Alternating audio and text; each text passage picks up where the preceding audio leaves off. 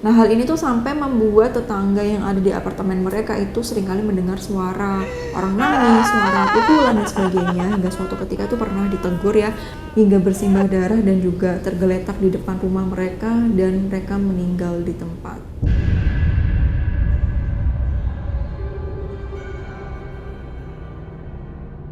Assalamualaikum warahmatullahi wabarakatuh. Apa kabar teman-teman At Life semuanya? Selamat datang di channel At Life bersama aku Devi Puspita. Buat kamu yang baru pertama kali klik channel At Life adalah channel psikologi yang juga membahas tentang cerita kehidupan yang menarik yang bisa kita ambil pelajarannya untuk kehidupan yang lebih baik. Jadi buat kamu yang suka banget dengan cerita-cerita dan ingin mengambil pelajarannya untuk kehidupan yang lebih baik, cocok banget dengan channel At Life, jadi silahkan subscribe. Selamat datang di channel At Life. Di video kali ini kita akan membahas kisah tragis sekaligus memilukan tragedi KDRT yang sempat menghebohkan Inggris pada masanya, dari seorang perempuan cantik yang ternyata kisah cintanya, pernikahannya itu malah membawa petaka bagi kehidupannya. Gimana ceritanya dan pelajaran apa yang bisa kita ambil dari cerita ini? Tonton videonya sampai akhir bersama aku Devi Puspita.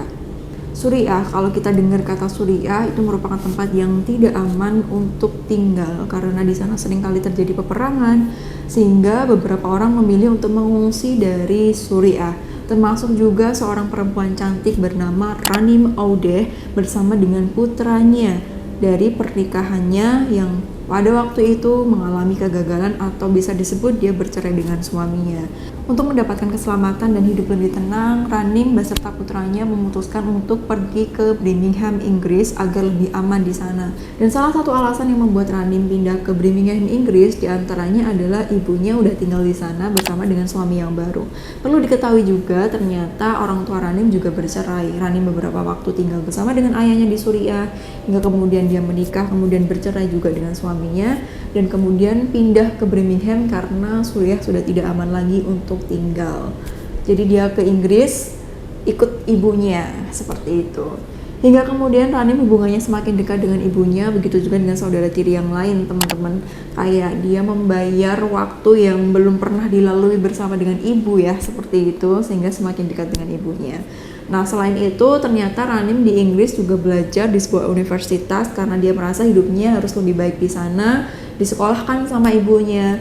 Dan juga perlu diketahui, Ranim ini ternyata punya suara yang bagus teman-teman, jadi dia itu punya keinginan untuk menjadi seorang penyanyi. Ranim belajar di salah satu universitas, hingga kemudian singkat cerita dia bertemu dengan seorang laki-laki yang merubah hidup Ranim menjadi jauh berbeda ke arah baik atau buruk ya.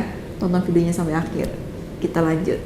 Jadi Ranim bertemu dengan seorang laki-laki bernama Janbas. Ternyata Janbas juga merupakan pengungsian atau dia pindah dari Afghanistan ke Inggris karena alasan yang sama. Di sana dia ingin hidupnya lebih baik dan sebagainya, kemudian sekolah. Selain itu Janbas juga kerja part-time di toko punya pamannya. Nah itu, jadi Janbas pindah dari Afghanistan ke Inggris karena ingin hidupnya lebih baik. Di sana dia di universitas yang sama dengan Ranim. Kemudian dia juga bekerja paruh waktu di toko milik pamannya. Nah perlu diketahui teman-teman, ternyata Janbas ketika datang itu dia memalsukan atau memanipulasi datanya. Dia seharusnya berusia 21 tahun tapi dia melaporkan usianya 18 tahun agar dianggap sebagai anak di bawah umur dan mendapatkan perlindungan seperti itu. Hingga kemudian karena teman-teman bisa lihat Ranim secantik itu, akhirnya Janbas jatuh cinta or fall in love with her. Belum apa-apa, Janbas udah berusaha untuk mendekati Ranim dan penuh percaya diri dia bilang kepada Ranim, kamu akan menjadi milikku. Coba bayangkan kamu tiba-tiba ada seorang laki-laki yang bilang gitu ke kamu. Gimana perasaanmu? Kayak lebih ke ngeri gak sih? Kayak aduh serem banget ya seperti itu. Nah kemudian akhirnya Janbas melakukan sebuah proses pendekatan, kayak dikasih hadiah-hadiah, kemudian dia sering telepon dan lain sebagainya. Sebagaimana halnya orang PDKT, tapi Janbas ini kayak lebih ke terobsesi gitu, berusaha untuk mendekati Ranim, pokoknya sampai dapet kayak gitu. Namun karena Ranim sebelumnya sempat gagal dalam hubungannya bersama dengan suami, dia kayak belum siap membuka hatinya untuk orang baru, sehingga dia ntar dulu deh, mau fokus dulu dengan sekolahnya dan untuk anaknya, seperti itu. Namun hal ini tidak membuat Janbas gentar, akhirnya dia tetap terus berusaha untuk mendekati Ranim, ngasih hadiah dan sebagainya dia lakukan, hingga kemudian Ranim karena orangnya ini sangat lembut ya teman-teman, dia kayak oke lah kalau gitu kita coba dulu aja membuka hatinya. Ya siapa tahu Janbas ini merupakan orang yang baik, laki-laki yang baik yang bisa menjadi ayah yang baik juga buat putranya atau menjadi suami yang baik buat dirinya. Dia kemudian membuka hati hingga akhirnya Janbas dan Ranim pacaran. Nah ketika Ranim pacaran sama si Janbas di awal-awal itu kayak ya normal pada umumnya, romantis, so sweet kayak gitu, bahkan Janbas juga sempat mentraktir keluarga Ranim. Namun di sini yang perlu menjadi perhatian, belum apa-apa juga si Janbas ini udah berani mendominasi dan mengendalikan Ranim. Semenjak pacaran tuh si Janbas selalu meminta untuk dikabarin, selalu minta untuk dikasih tahu ini Ranim kemana dan sebagainya. Ranim harus minta izin kepada dirinya dan sebagainya. Bahkan di depan keluarga Ranim, Janbas sudah berani ngelarang-larang dan nyuruh-nyuruh Ranim kayak kamu tuh nggak boleh kayak gini, kamu tuh nggak boleh seperti itu, kamu harus seperti ini, kamu harus seperti itu. Bahkan suatu ketika Ranim lupa memberi kabar kepada Janbas, Janbas ini marah-marah yang dilakukan Janbas adalah dia dengan melempar-lempar barang, atau pernah Ranim dipegang tangannya sampai membekas. Berarti cukup kenceng ya dan juga sakit ya, untuk ukuran tangan perempuan dipegang cowok sekuat itu sampai bekas kan pasti sakit. Dia sampai berani seperti itu. Jadi kayak masih pacaran tapi si Janbas ini sudah merasa memiliki Ranim seperti itu. Jadi kayak merasa I can control over you secara berlebihan. Dan itu kan bahaya ya, sebenarnya sudah bisa jadi petunjuk apakah lebih baik lanjut atau enggak kalau orangnya kayak gini. Nah, namun yang bikin keluarga Ranim lebih terkejut lagi, jadi ketika itu mereka pacaran, keluarganya Ranim kayak ini orang kayaknya nggak bener deh, kok dia seperti ini dan seperti itu, mendingan kamu hati-hati sama dia, udah ngasih tahu Ranim seperti itu. Namun singkat cerita Ranim malah menyampaikan kepada keluarganya kalau dia mau menikah dengan Janbas. Tentu hal ini membuat orang tua atau keluarga Ranim kaget. Loh kok secepat ini? Kalian kan baru pacaran kayak gitu. Apakah bukan lebih baik kalau kamu ngecek dia dulu, atau kamu lebih kenal dia lebih jauh dulu dan sebagainya. Namun hal ini tidak merubah pikiran Ranim, dan Ranim tetap memutuskan untuk menikah dengan Janbas. Ya keluarganya bisa apa ketika Ranim bersikeras seperti itu, hingga akhirnya Ranim menikah dengan Janbas dan menikah siri di sini teman-teman. Keluarga Ranim semua hadir menemani Ranim untuk menikah dengan Janbas. Namun di sini yang menjadi perhatian adalah Janbas itu cuma sama pamannya aja. Jadi tidak ada orang tua Janbas di sana, cuman ada pamannya di situ. Pernikahan berlangsung, kemudian mereka menikah siri.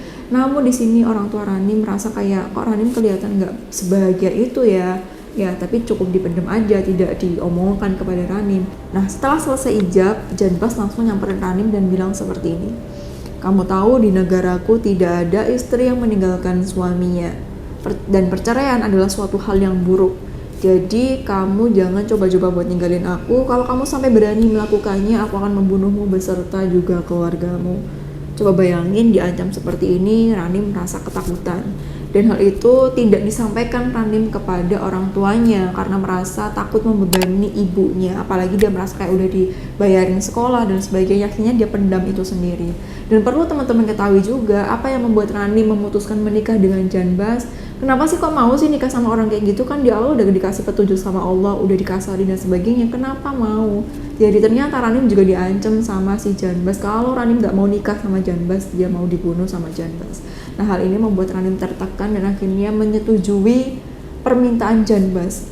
Orang kalau ngelamar itu seharusnya romantis atau sopan, baik, penuh dengan kelembutan. Gimana pada umumnya orang melamar kan? Tapi ini yang dilakukan apa?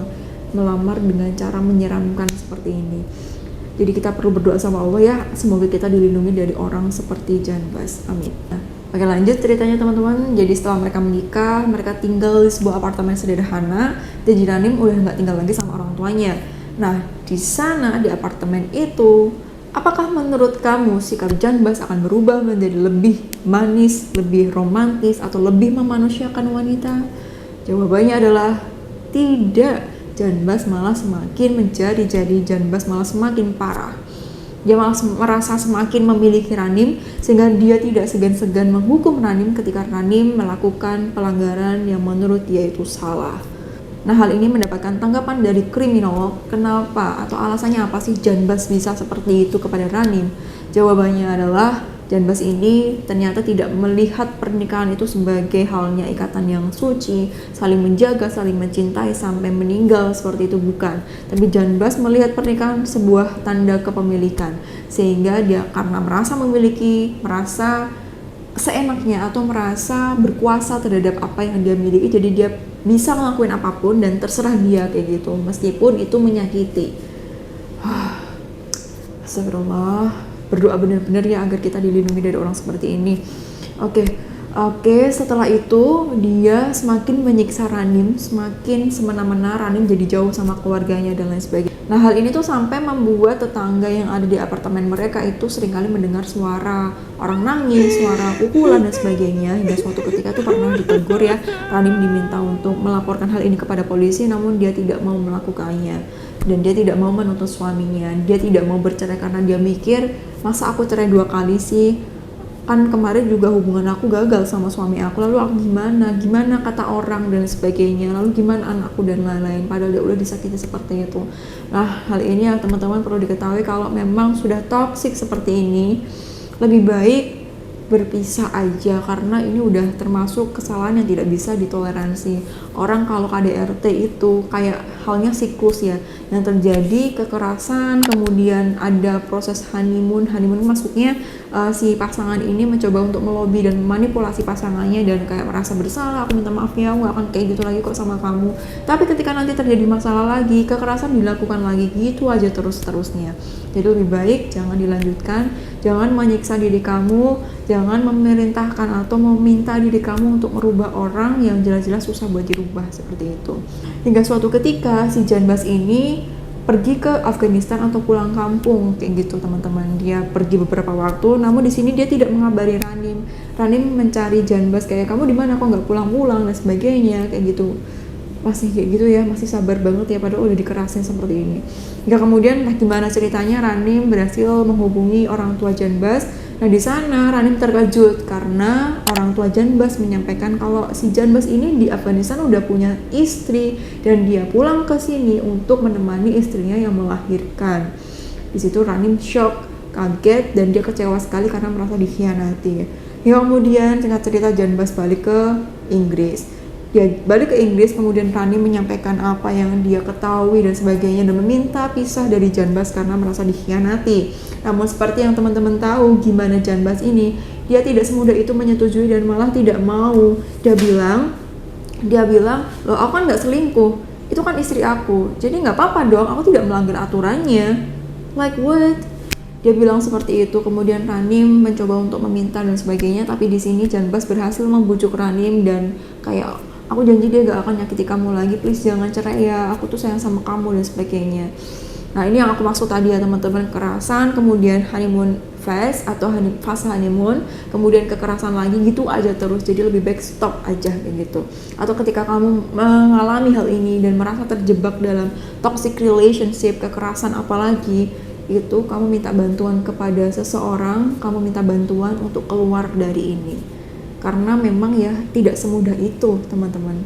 Jadi ya kalau ditarik kembali, lebih baik dari awal kita filter pasangan yang baik sekaligus agar kita tidak perlu merasakan hal-hal traumatik sebagaimana yang Ranim alami. Kembali lagi ke cerita, kemudian akhirnya berhasil dibujuk, mereka kembali lagi bersama dan Janbas melakukan kekerasan berikutnya dan seterusnya hingga membuat Ranim sudah tidak sanggup lagi. Ranim kemudian pergi ke rumah orang tuanya dan menceritakan semua yang dia alami selama ini. Di situ orang tuanya akhirnya tahu dan akhirnya orang tua mereka memutuskan untuk bertemu atau melakukan pertemuan keluarga. Dan ketika pertemuan keluarga itu, orang tua Ranim menyampaikan bahwa ini adalah hubungan terakhir mereka. Janbas tidak boleh menghubungi Ranim lagi karena sudah berakhir atas perilaku Janbas yang sudah keterlaluan seperti itu. Nah, ketika itu terjadi, Janbas iya gitu. Jadi kayak manut lah ya istilahnya kayak gitu. Namun yang terjadi tidak semudah itu teman-teman. Janbas setelah ini terjadi, dia malah semakin merasa marah.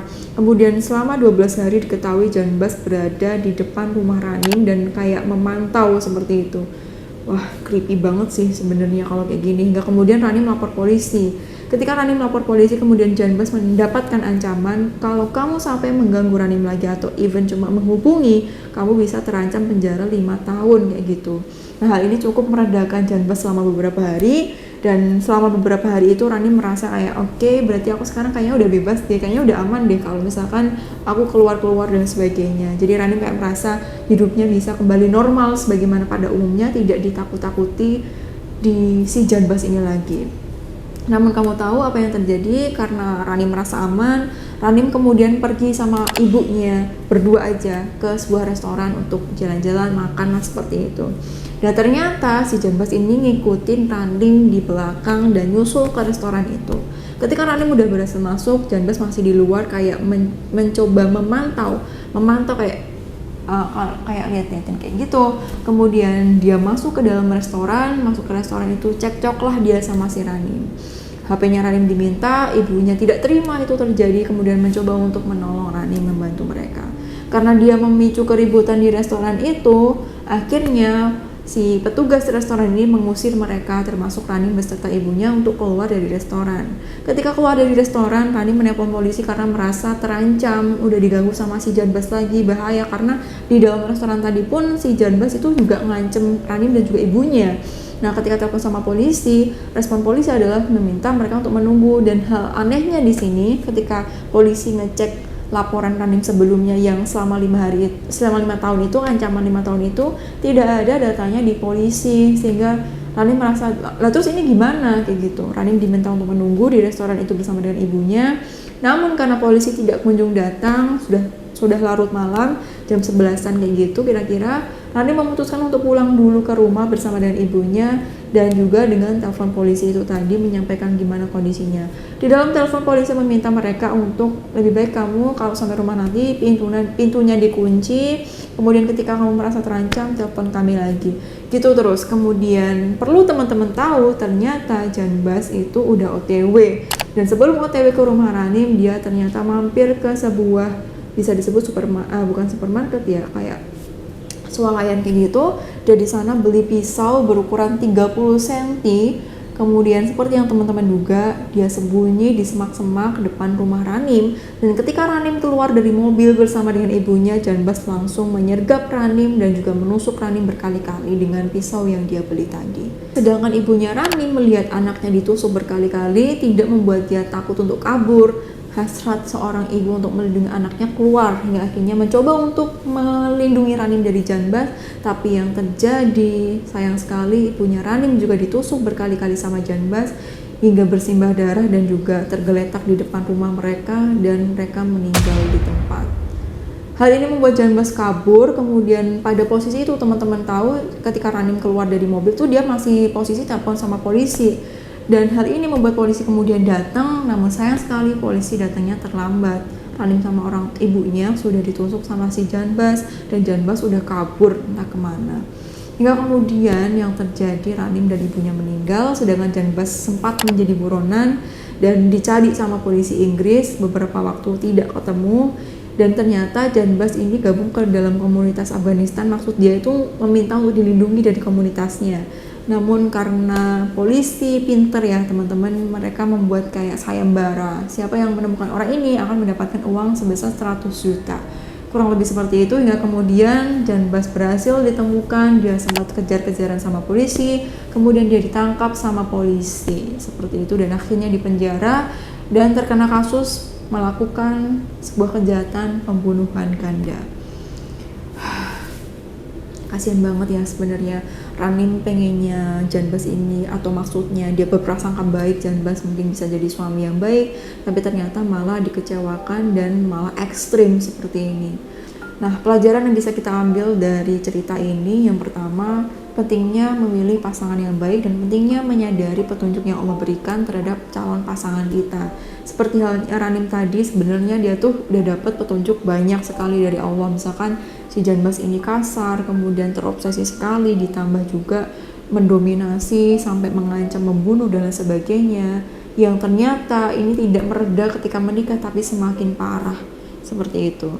Nah, sehingga kita berdoa sama Allah untuk meminta petunjuk, dan juga kita harus bersedia membuka hati kita untuk melihat petunjuk yang Allah berikan.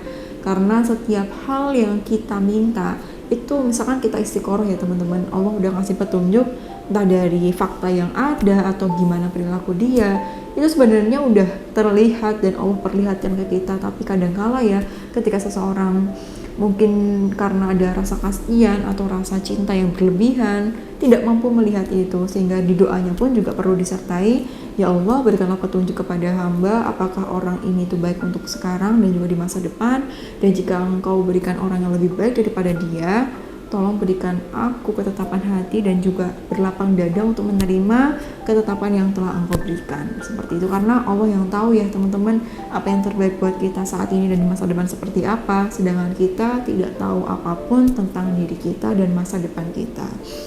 Oke teman-teman, jadi seperti itu untuk kamu yang punya pasangan yang baik, mohon disyukuri dengan meningkatkan pelayanan kamu kepada suami atau kepada istri misalnya, karena orang yang baik berada di samping kamu saat ini itu hadiah luar biasa yang Allah berikan kepada kamu. Jadi harus dijaga dan disayangi, seperti itu. Oke teman-teman, seperti itu cerita yang sempat menghebohkan Inggris pada masanya, dan kita ambil pelajarannya agar kedepannya hidup kita menjadi lebih baik, seperti itu. Oke teman-teman, terima kasih sudah nonton sampai akhir. Terima kasih sudah mau belajar dan peduli terhadap diri kamu. Ingat, kamu berharga dan kamu berhak untuk bahagia. Semoga video ini bermanfaat dan bagikan kepada teman-teman kamu untuk membagikan manfaat agar lebih luas lagi sampainya. Jika kamu punya pelajaran lain yang ingin kamu sampaikan dari cerita yang aku sampaikan, silahkan tulis di kolom komentar. Aku pengen tahu pelajaran apa yang bisa kamu ambil dari ini. Dan kalau kamu punya cerita menarik tentang hal yang sama, silahkan share di kolom komentar. Oke, sampai jumpa di video selanjutnya bersama aku Devi Puspita. Wassalamualaikum warahmatullahi wabarakatuh.